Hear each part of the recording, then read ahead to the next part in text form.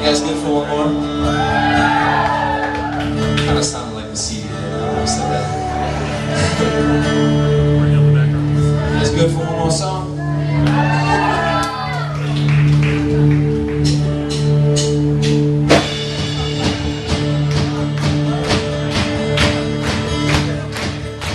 Go. The sea's falling, it's falling, it's falling. The sea falls. Come on, here, sing.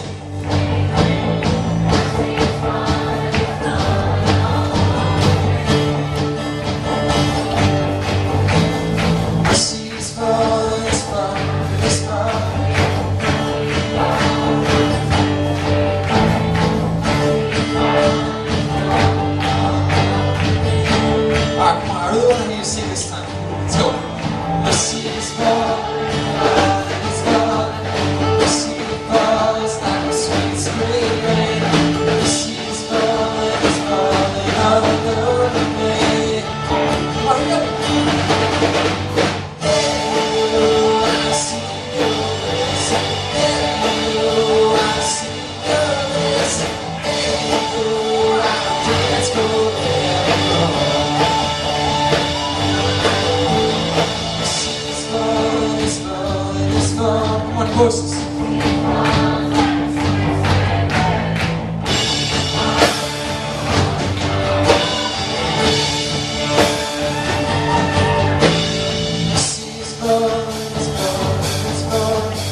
Hold on a second. All right. The song says, where's the dance line? It talks about dancing before God, dancing because you're so in love with Jesus, and you're letting the passion and the fire just come out because you're excited about God. So when it starts talking about dancing forevermore, you got to think about, man, this is an eternal thing. This is an eternal dance that you will dance forevermore before Jesus Christ if you have received Him as your Lord and Savior. That's something to be excited about. That's something to be passionate about. So what I want you guys to do, when we start singing that chorus, man, I want you guys to be jumping. I want you to be dancing. You have permission to dance. You don't have to stand there like dead people. You can dance. You are free in Jesus. Dance, dance. I'm done.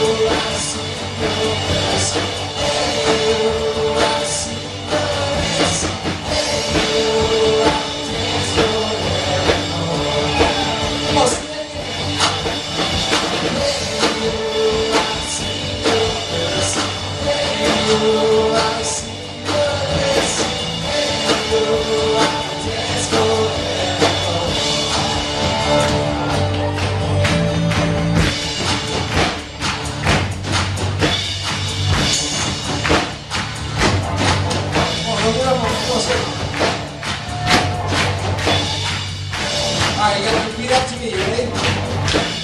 Hey, you, I see your mercy. Hey, you, I see your grace. Hey, you, I see your mercy. Hey, you.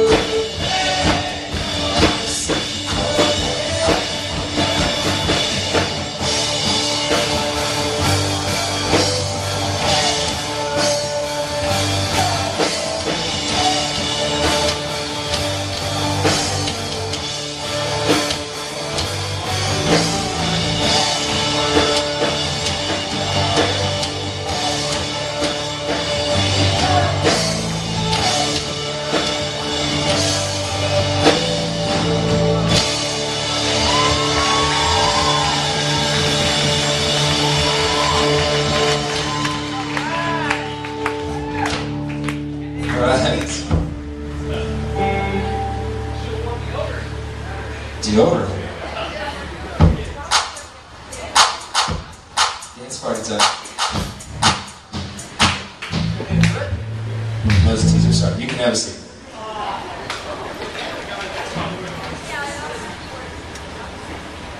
Give it up for Pastor Matt.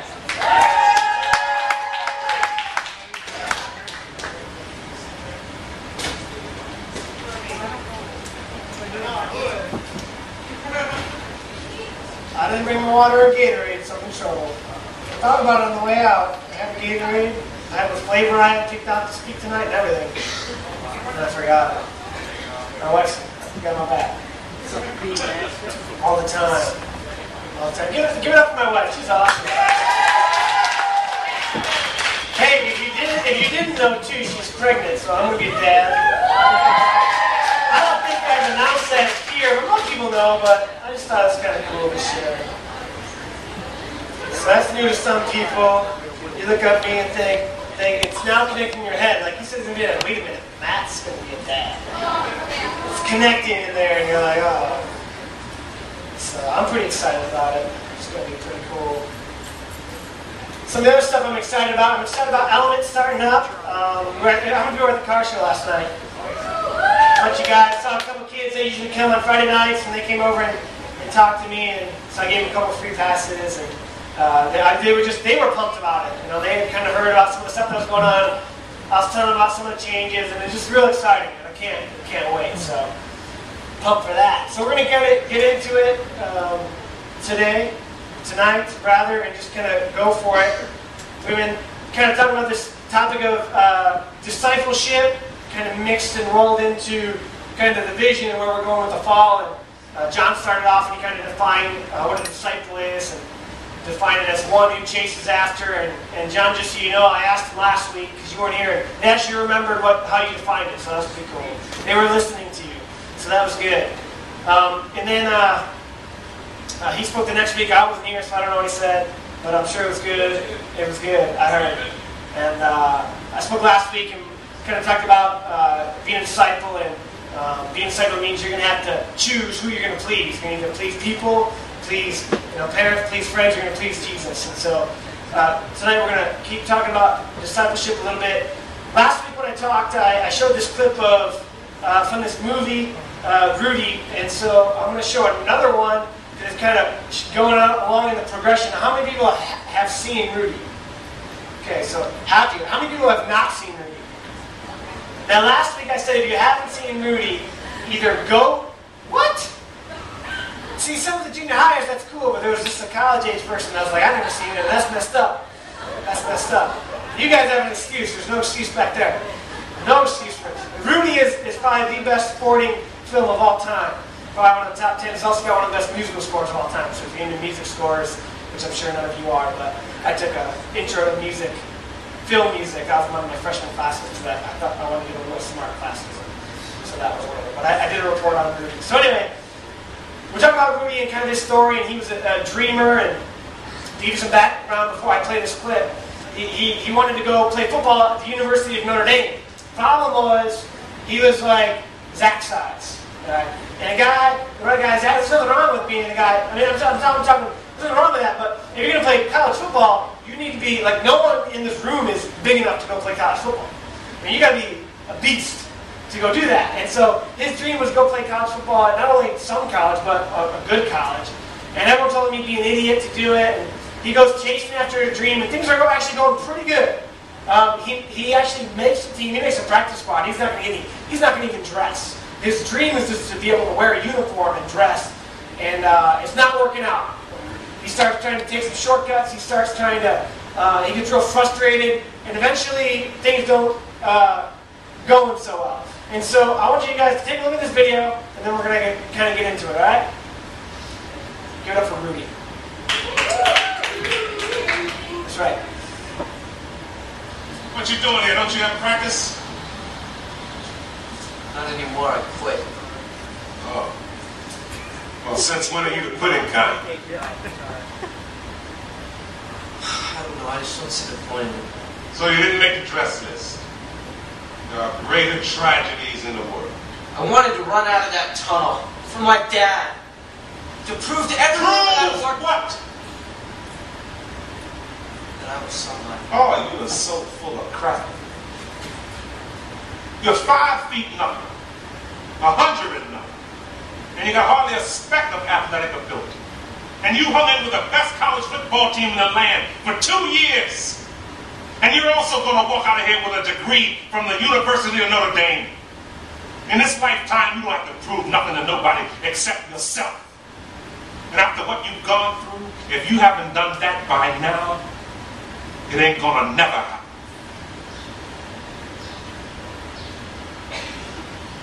Now go on back.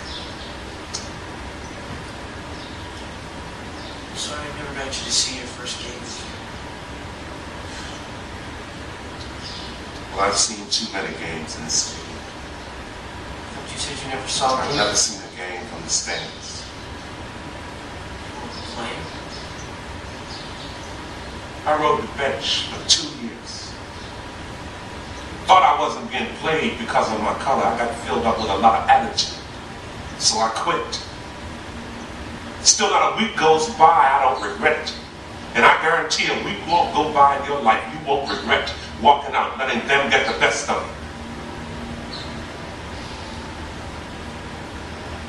you. You hear me clear enough?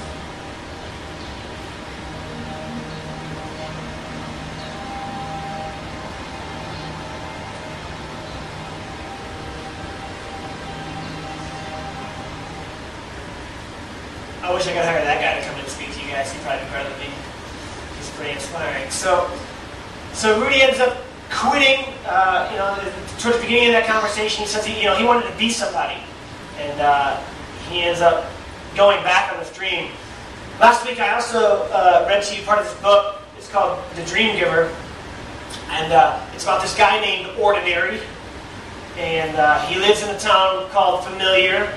And I've been reading this book to you guys. The past couple times I've spoke to you, and I'm going to go on to the next chapter and read that to you, play Mother Goose again, read you a little bit of story. But the context that I'm putting this, and I'm putting this movie in, is the context of our vision, okay? And so we have this dream, this vision to reach 10,000 strong, and that's our dream. And some of you guys have individual dreams to reach your high schools and to win people to Christ. And, you've decided you're going to go for it, okay? And I talked to you a little bit, the first time I talked to you, it's going to take a lot of courage to break through your comfort zone. Last week I talked to you guys about what's going to happen when you actually start to do that. Once you start to make a decision to go after your dream, and the same thing that happened to Rudy when I showed you the video, people around you are going to get uncomfortable when you start chasing after your dream, when you start chasing after things, because you aren't going to do things that are normal. You're going to be a radical, passionate follower of Christ if you're going to accomplish these dreams. And people around you are going to get uncomfortable. They won't like it. Even your parents might tell you, hey, slow down. There's other things you need to focus on. Your friends will be like, hey, this is kind of weird. I wish you would take a step back and not be so crazy. You don't need to be a Jesus freak right now. Okay? And so we're going to kind of look at this context in this story. So we're kind of going to this next phase. All right, where most of you have decided that you want to do something for Christ. You've decided what your dream is going to be. You've decided how you're going to impact your school. A lot of you have signed up for Frontline Team. You've signed up to be a part of the vision that's going on. Okay? And so today, or tonight rather, I want to kind of talk to you guys about what it looks like down the road when we're on this trip. When we're actually pursuing this vision, what is it going to look like? Okay? So if you guys bear with me, I want to read to you the next chapter in the story of Ordinary. And it kind of recaps it itself. So if you guys bear with me, I have a couple pages I'm going to read to you guys. It says, Ordinary slept deeply and woke, humming his unfamiliar tune. The fears of leaving his comfort zone were gone now. That was the first chapter. His border bullies were behind him. Those were the people who were around him, who was good friends, and said it wasn't worth it. His step was light and he traveled into the unknown. Around each new bend, he expected to reach the land of promise, where he would find his big dream. But he didn't find it. Instead, he soon found himself at the edge of a wide chasm. A haze obscured the view below. When he reached the bottom, he saw what lay ahead. And what he saw made his heart sick. He saw miles and miles of nothing but sand, rocks, and a few straggly trees. He was standing on the edge of an empty wasteland. How could any wonderful dream live here, he thought. He wasn't sure, but the path continued on, curving away into the dreary distance. So he decided to go on. Ordinary walked. Every time he got hungry, he opened up his suitcase and ate. Every time he got thirsty, he opened it and drank. And every time he thought about his dream, he decided to keep going. Time passed. Ordinary skin burned, his feet blistered, his bones ached. One day blurred into another, and then one day he got hungry and opened his case and didn't find anything to eat. That was the day Ordinary began to worry. He called out to the dream giver for food, but he got no answer. 2 days later, he ran out of water. He called out to the dream giver again and again, he heard nothing. Fortunately, that was also the day Ordinary managed to find a trickle of water coming from a rock. At least now he was only starving, but if he was smart enough to find water, maybe he could find food too. Sure enough, it wasn't long before he spotted a strange bush with some strange desert fruit hanging from its branches. Ordinary tried one. It didn't taste sweet, but it didn't taste sour either, so he ate his fill. Still, the dream giver was nowhere in sight. More time passed. The longest hours and days Ordinary could ever remember passed. Desperately, he began to look for a way out. One day he followed what looked like a shortcut over a ridge, but it led to a canyon that ended in quicksand. He tried traveling at night when it was cooler, but he kept losing the trail. Every delay made him more determined to find a quicker route. But every attempt only led to another dead end. Again and again, Ordinary lost his way. Again and again, he cried out for the Dream Giver to show him the way. But no answer came. Why did he ever trust the Dream Giver to guide him in the first place? The day came when Ordinary finally gave up. He sat on his suitcase and refused to move until the Dream Giver showed up with a plan. But the Dream Giver didn't show up that day, or the next. Ordinary had never felt so lost and alone. He became angry. He got angrier and angrier. And then a hard, hot wind began to blow. The wind blew all that day and all the next. Sand blew into Ordinary's eyes. It blew into his teeth and ears. When the wind finally stopped, Ordinary stood to his feet. But as far as he could see, there was only sand. The path to his dream had disappeared completely. Obviously, his entire trip through the wasteland had been a waste. Hot tears coursed down his dirty cheeks. You're not a dream giver, he shouted at the sky. You're a dream taker. I trusted you. You promised to be with me and help me, and you did it. Then Ordinary stumbled in despair across the sandy waste, dragging his empty suitcase behind him. His dream was dead, and now he wanted to die too. When he came to a scraggly tree, he lay down in a scraggly patch of shade and closed his eyes. That night, he slept the sleep of a dreamless dreamer. The next morning, Ordinary heard something. Startled, he peered up to see a shimmering somebody sitting in the branch of the tree. Who are you? He asked as she climbed down to the ground. My name is Faith, she said. The Dream Giver sent me to help you. But it's too late, cried Ordinary. My dream is dead. When I needed the Dream Giver most, he was nowhere in sight. What do you need that you haven't received? Asked Faith. Well, if it weren't for the few springs of water I found, answered Ordinary, I'd be dead of thirst by now. Yes. And? She asked. If it weren't for the fruit I found, I'd be a walking skeleton, he replied. Wait, I am a walking skeleton. I could die of starvation any minute. Oh my, Faith murmured. And? Well, huffed Ordinary, a little guidance would have been nice. Ever since I came here, it's been one delay after another. I've been wandering in circles since I don't know when. What a waste.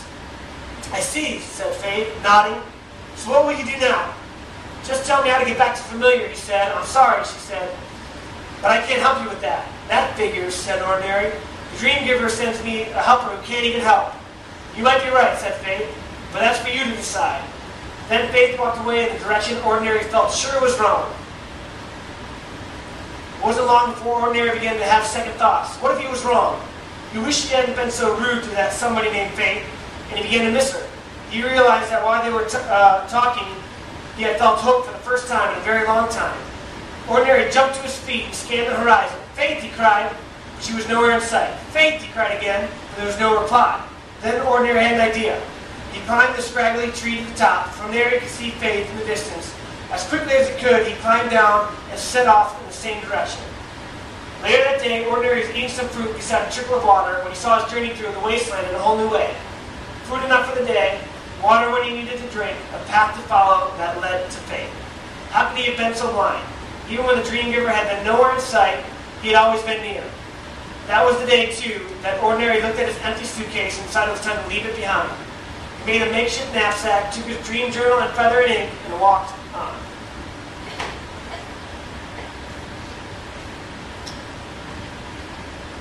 So you got this story of Ordinary, and he's going and he's setting out to go after his dream. He's excited. He's pumped. He got across the river, broke his comfort zone, and he was ready to take on the world. And the context I have this in for you guys is this story's a little bit ahead of you guys where you are right now. I picture this being you guys in maybe a month, maybe 2 months. When do you guys start school? Next week? Next Tuesday, most of you guys? Everyone's pumped, ready? Woo! Yeah, we got one. All right? And there's a few lessons we learn from Ordinary in this chapter. Okay? One of the biggest things we see is that Ordinary thinks the promised land or his dream is right around the corner.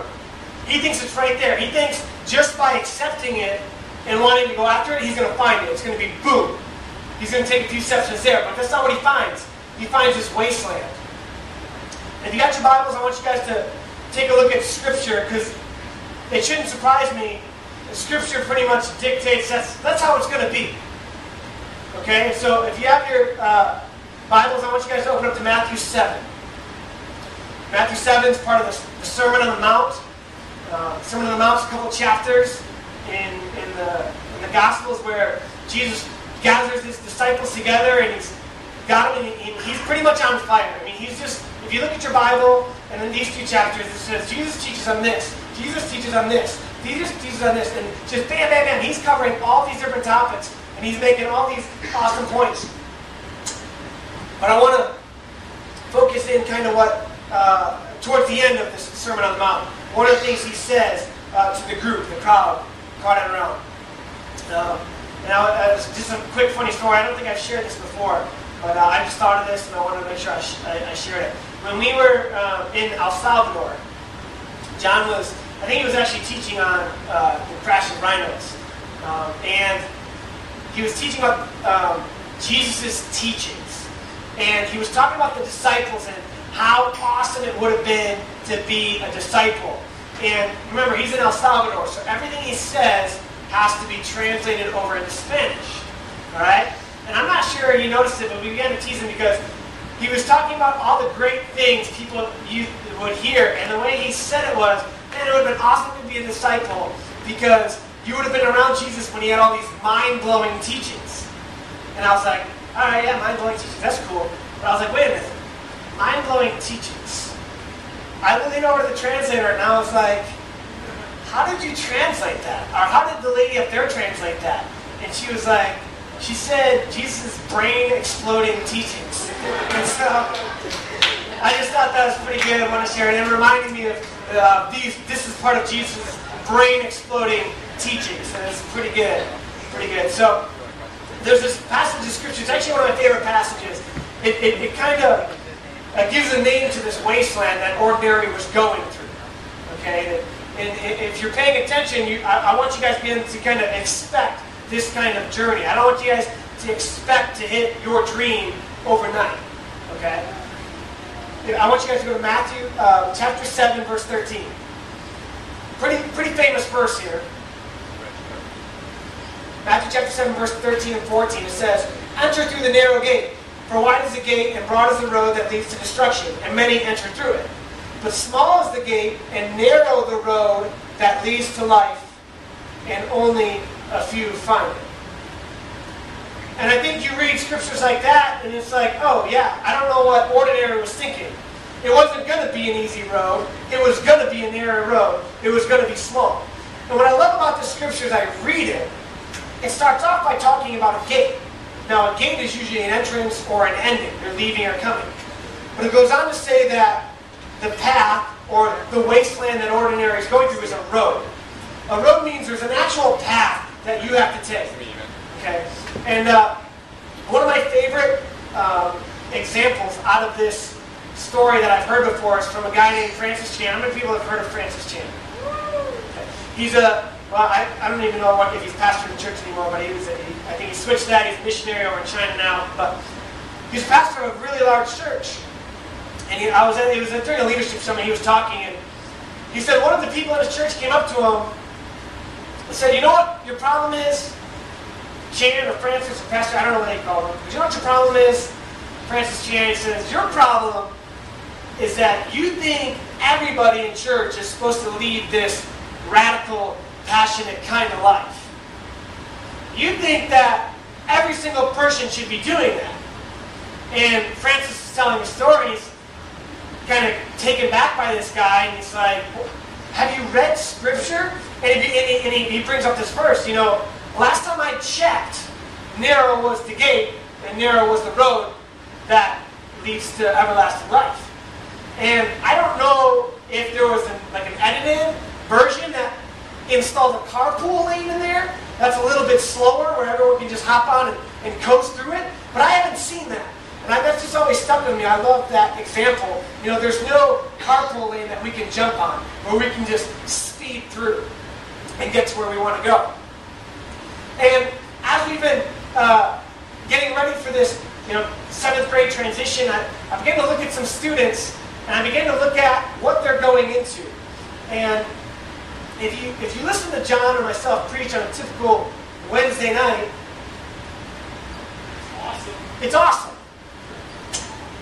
I was just waiting for John to do one of these and come like tell you guys a list or something like he did to Derek while he's playing worship. So I thought that one was coming, but I think, am I good? Okay, I'm going to keep going. Where was that? I began to think of 7th graders and just students in general. I began to see students that, if you look around, the group has kind of gotten a little bit smaller than it usually was. But I think a lot of it in part has to do with this message of being a disciple, one who chases after.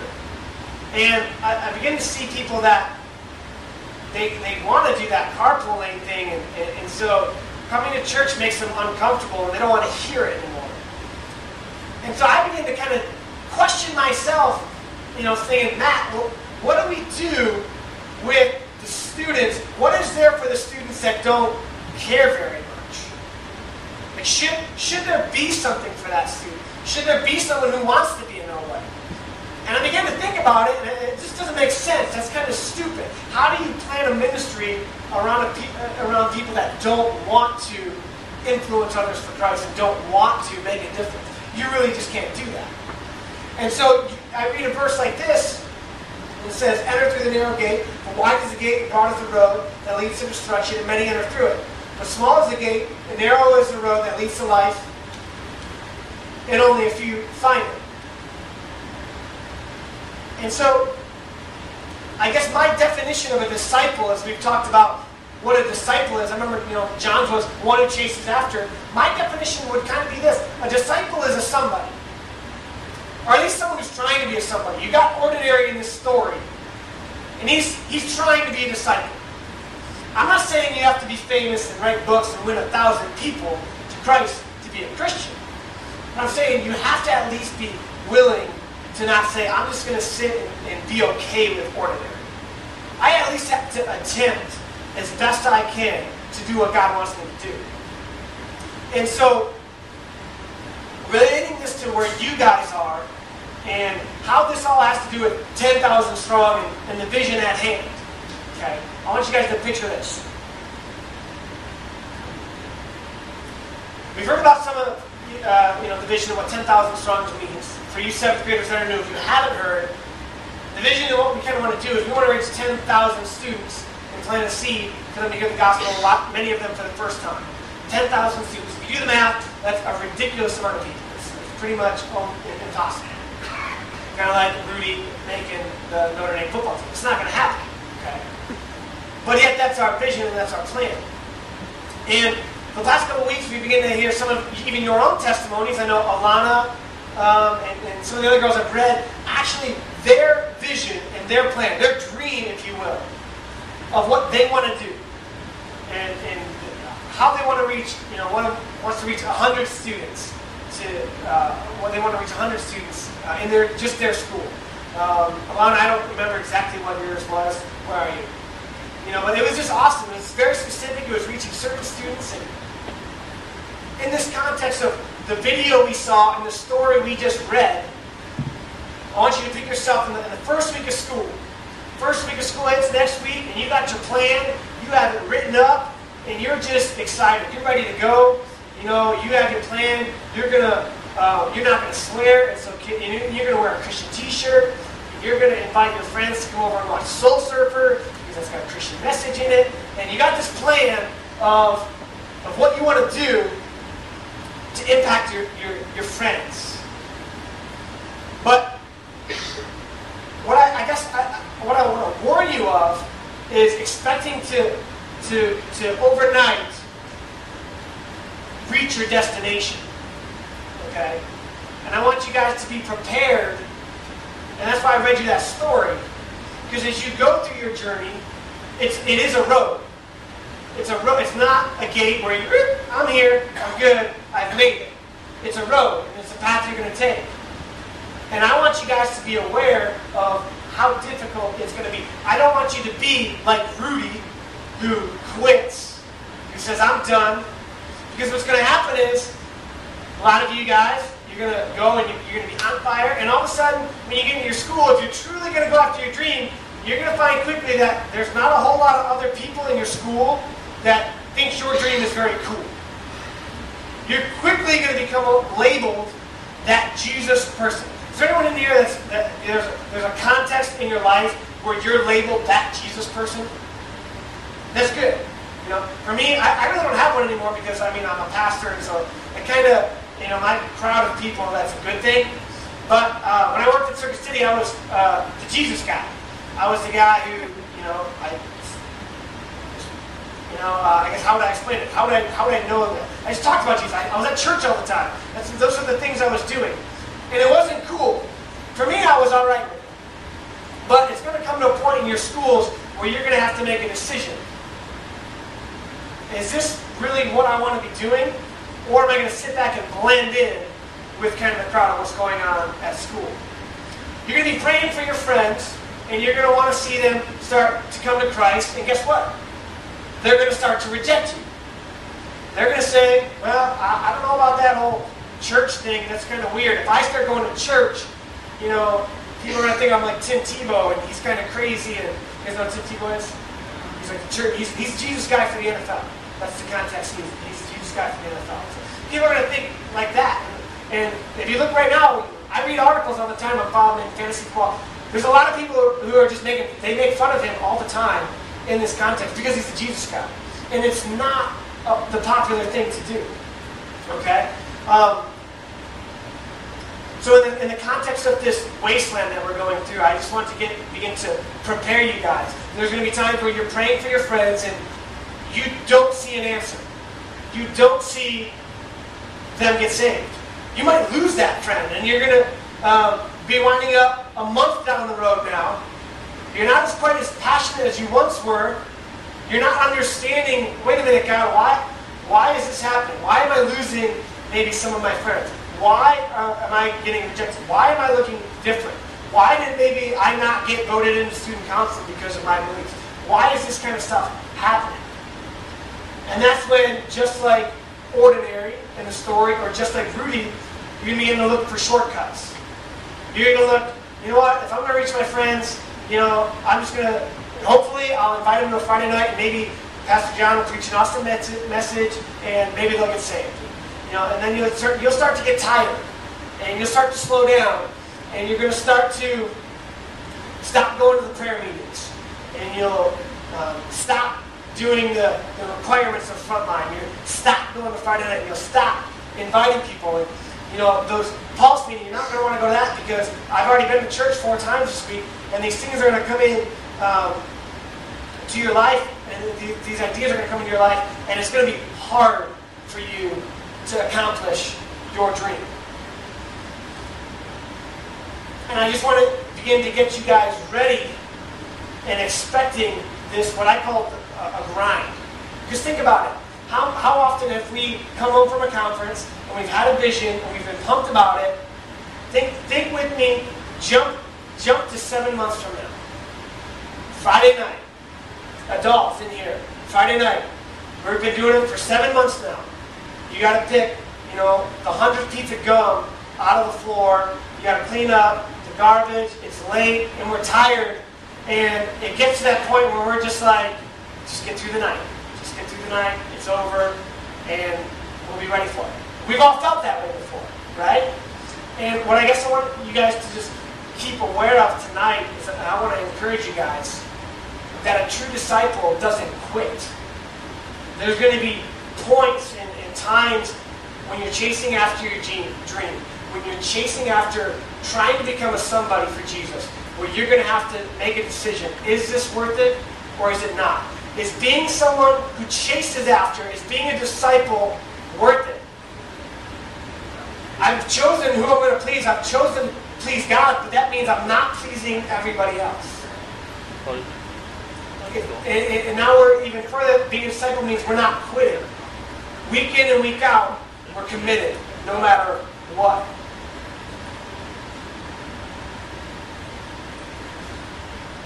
And I just want to encourage you guys, some of you guys and your friends that you're praying for, it's going to take time. We're in this culture where we want everything now. You know, we're in this hot and ready $5 large culture. You can get anything instantly. You can have any food instantly. Don't believe me? I went backpacking in the middle of an island in the middle of nowhere. And you know what I ate for dinner every night? Lasagna, fettuccine alfredo, chicken with mashed potatoes. I ate good. Want to know why?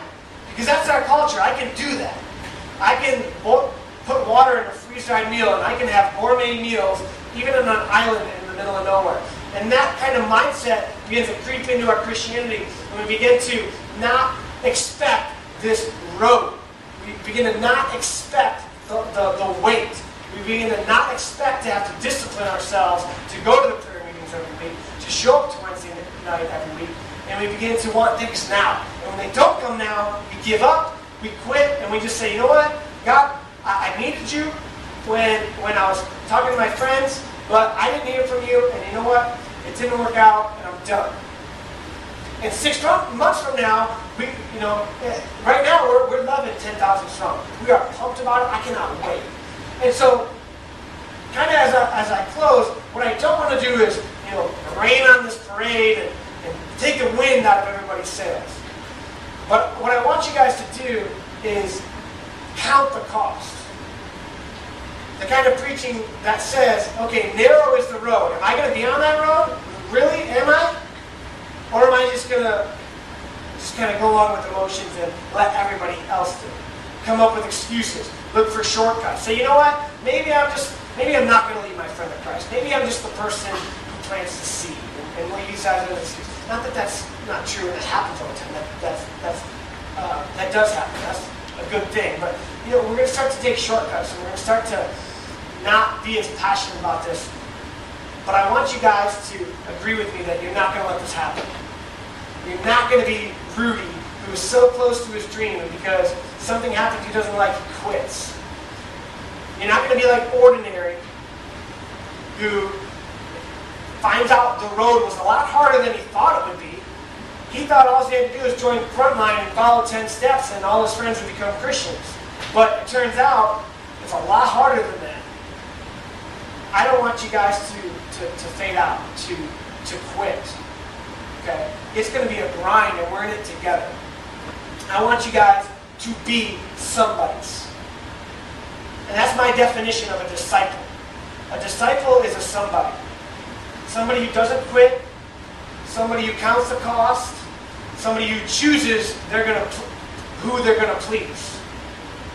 And kind of as we close tonight, I want to give you guys, and John's going to come up and talk about an opportunity you guys have to be a somebody, to encourage each other along the way, to give you just an extra energy towards this vision. And it's something that's just an awesome opportunity for you guys to get involved and to just stand up and say, you know what, I'm going to be a somebody. I'm going to give to this. I'm going to be a part of it. I'm going to count the cost. I'm going to be one who chases after it. And this is going to be my first step. A lot of you guys have come up with a vision of what you want to do for your schools. Some of you are, especially some of you, are brand new. You haven't heard the vision before.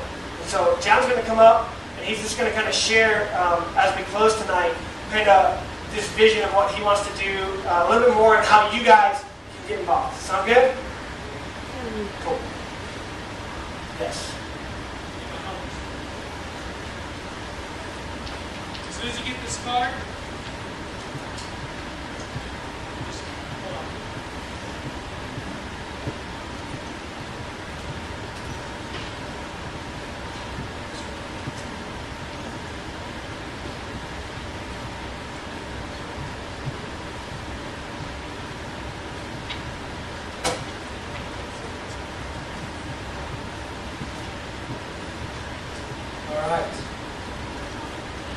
wait till everybody has his card.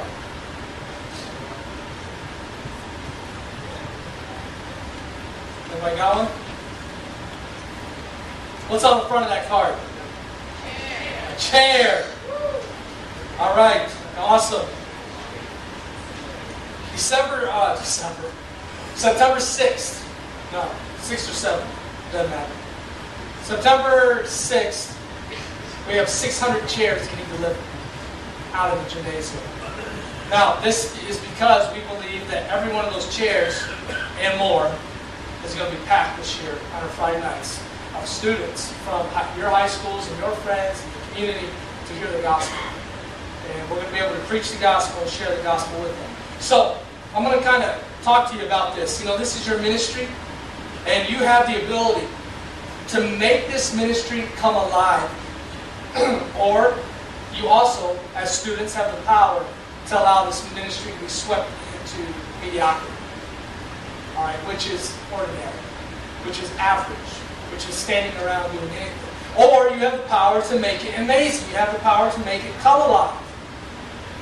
All right? Now, I know the students in this ministry well. I know that being ordinary for you and for me is not an option. We've never preached that. We've never spoken that. In fact, we've spoken the very opposite of that. The extraordinary is the place that we want to live. Do you agree with me?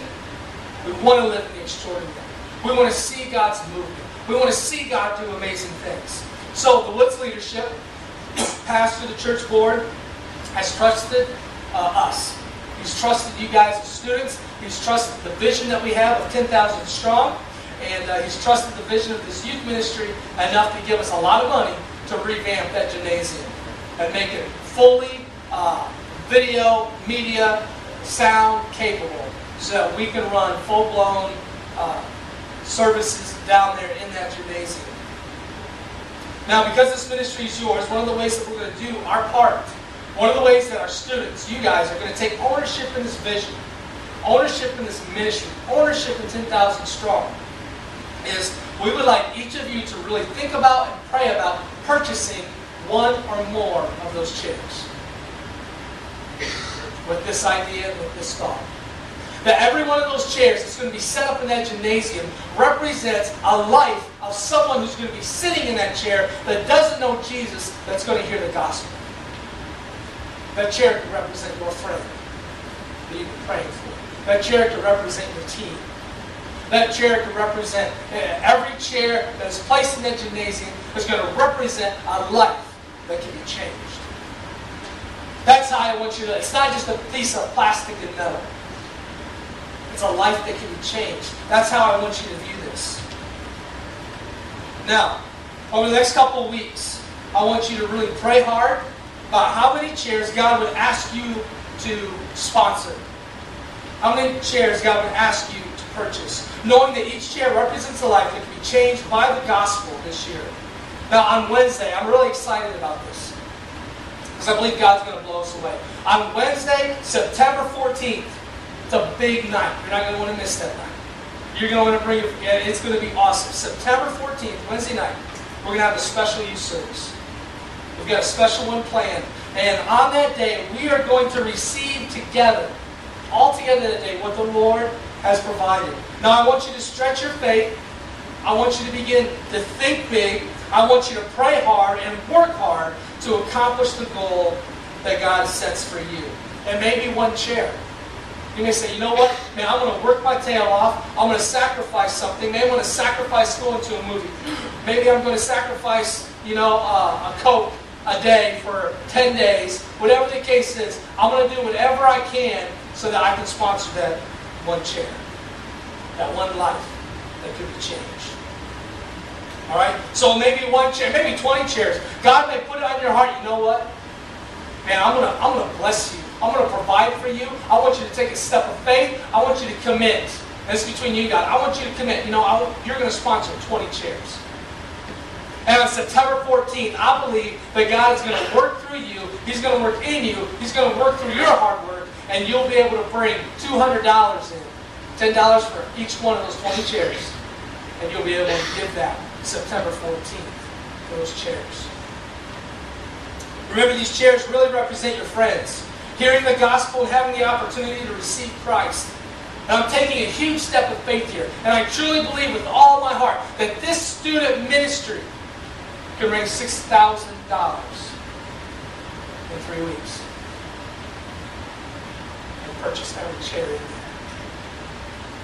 Representing every life that can be changed this year. On a weekly basis. And when you sponsor your chair, whether it's 1, whether it's 20, we're going to give you a silver pink pen. you're going to write your name in the back of that chair, underneath it, right underneath the seat. You're going to write your name. And we're going to do different games throughout the year with those names and different things. I don't know how it's all going to work. Maybe we'll announce, look under your chair, and if the name under there is Nicole, you win $25 and Nicole wins $25 and go towards the Florida trip. Who knows? Who knows? We'll do all kinds of crazy stuff then. But every chair that you sponsor, you'll be able to write your name under there. And you'll be able to say, hey, the person that sat in my chair tonight got saved. It's going to create ownership within us. It's going to create community. You're taking ownership in your ministry. This isn't my ministry. This is your ministry. This ministry is for students. It's for teenagers. So I want you to begin to think about that. I want you to pray about that. I'm believing with all of my heart that the students of Element Student Ministries can raise $6,000 in 2 weeks. I believe it. Trust me. Here's what I don't want you to do. I don't want you to go ask your parents for $10. That's really kind of a cheap way out. I want you to make the necessary sacrifices. I want you to work for it. I want you to be creative in how you come up with that money. Don't steal it. Not that creative, okay? I want you to be creative in how you come up with it. And I want you to begin to pray. And I want you to ask God, how many chairs do you want me to sponsor? How many lives, Lord Jesus, do you want me to help sponsor for this ministry, for my ministry? And maybe 1, and maybe 3, maybe 5, maybe 8. Who knows? That's between you and God. You never have to tell me. Well, on the 14th he was, and want to write your name on the bottom of the chairs. But other than that, you don't have to tell me. That's between you and God. However much that you bring in to sponsor the lives that are going to change this year. Remember, it's your friends that are going to be sitting in those chairs. It's your friends that are going to be on the brink of heaven or hell when they return. This is one way to show the church, to show God, to show the leadership that, hey, this ministry is committed to this vision. The students of this ministry are committed to this vision. They're committed to bringing their friends. They're committed to seeing Christ move in a powerful way. They're committed to become witnesses of God's mighty movement in our ministry this year. That's what you're committed to. So from the brand new 7th graders, which some of you are just full, you're all amazing. But some of you blow me away with your spiritual maturity already. All the way up to our seniors in high school, our college kids, and even our adults in the room, our adult leaders, you guys can get involved with it too. But the majority is going to come from this student body. I'm not opening it up to the adults of the church or anyplace else. Only if you're a part of this ministry. And this ministry is going to give back, and this ministry is going to put their money where their mouth is. And this ministry is going to put their money where their dreams are and where the vision is of what God is going to do in this place. Amen? Can you imagine what September 14th might be like? If we actually, what are there, maybe 75 of you in this room, if we actually, and maybe there'll be more then, I hope there's school will be started, maybe we'll have 150 in there, but man, if you guys actually raise $6,000 in 2 weeks, that would be a God. That would be a miracle. So I want you to commit with me to take this to prayer immediately. I want you to pray about it tonight. See, I spit right over there. You see it? It could have been this one. It could have been directly. Just kidding. I want you guys to pray tonight. Pray tonight about what God wants you to do. And when God tells you, when God puts a number on your heart, don't cower from it. Say, okay, God, you're going to have to provide the way. Tell me what I can do. Is there something that I can sacrifice over the next couple of weeks to raise that money, to sponsor lives that are going to be changed? Is there something that I can cut back on? Is there something I can do? Is there an extra babysitting job? Is there an extra job here? Whatever the case is, what can I do to sponsor the number of chairs that God gives me? Okay? I'm believing it's going to be awesome. I'm believing it's going to be powerful. You think about 100 students? Is that 100 students? No, 60 students. Do 10 chairs? That's $6,000 right there, all right? Mathematicians. 60 students commit to doing 10 chairs. That's $6,000 right there. And we're going to have 100 plus. Oh, fine. It's do it. Let's see what God does, okay? It's going to be awesome. It's going to be powerful. You're going to hear more about it in the next couple of weeks, okay? But I want you to commit to it. Are you committed with me? You going? Say, raise your hand, raise your right hand. Only if you mean it. All right. So high five. I commit. I commit To my God that this is important. That this is my ministry. That I will take ownership in this ministry. And I'm going to sponsor some chairs that represent lives coming into the kingdom and being changed forever. Amen. Everybody say that. We have a word of prayer and I'm going to dismiss you. Don't forget Frontliners leadership team. We have a meeting tomorrow night at 6:30 in the house. All you people in Frontline. There's still time to get involved in Frontline. If you'd like, talk to my wife over there. She'll tell you more about Frontline. All right, let's pray. Heavenly Father, this is a big vision this year. And we believe, Lord Jesus, that this vision is from you. We believe, Lord God, that we are going to accomplish mighty and great things through your strength, through your power, and through your acts, Lord Jesus. God, I know that you don't move alone. But Jesus, throughout Scripture and throughout my life, you've proven to me that when we move as your people, you are right behind us and you move with us. And that you begin to direct, and you begin to steer, and you begin to do the things and open the doors that need to be opened. But God, we've got to take the first step. So God, I'm just praying that every student in here has the courage to take that step. And God, I pray that you remind us that courage is not the absence of fear. It's just the power to overcome any fear. So Lord Jesus, whatever the number is that you put on their hearts individually, Lord Jesus, I pray that you give them courage to go after it. Courage to accomplish it, Lord Jesus. That you would open the doors as they begin to move. And God, you would provide the necessary means that they need to sponsor those chairs and to sponsor the lives that are going to be changed. God, we love you and we praise you tonight. I praise you so much for what you've laid before us. And God, I feel like I was thinking about this today, man. I feel like all we have to do, man, you've set everything up, and all we have to do is light the fuse. It's like a big cannon waiting to go off.